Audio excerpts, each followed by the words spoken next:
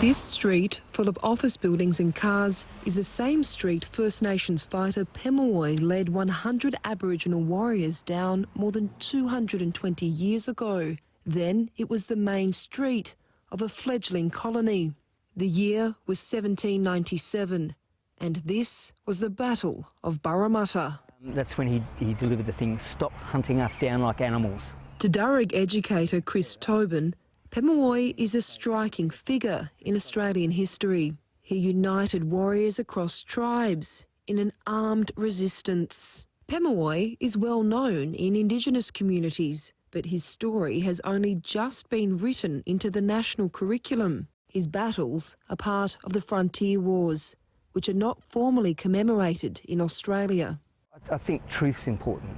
Our people did try to resist someone coming and taking their country. Frontier researcher and Wiradjuri woman Mina Murray says too often frontier battles are taught as massacres. And while there were many massacres, there was also fierce fighting on both sides. There was consistent and sustained resistance. If you lose that when you start to look at all battles as massacres, you lose the agency, you lose that story of resistance, you lose the strength.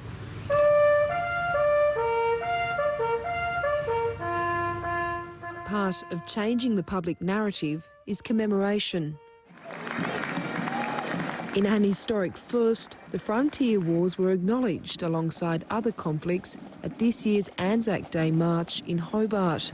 Community members paid homage to at least 800 people who fought and died in Tasmania's Black War, a recognition to be repeated on Remembrance Day.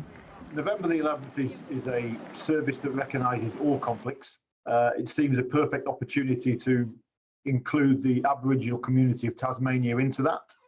And I think it's only right that we do that. We've got to remember our past, but we've got to remember all of our pasts. The Australian War Memorial in Canberra is also moving to acknowledge frontier conflicts.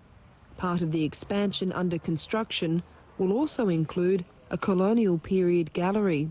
The director, Matt Anderson, telling SBS News, "We will be forming design teams for a pre-1914 gallery in 2025. Movement in the right direction for recognition and truth-telling." This country has a lot of wounds that exist in the relationship between Indigenous and non-Indigenous people. And I think if you want to talk about starting to heal, you need to understand what caused the wounds in the first place.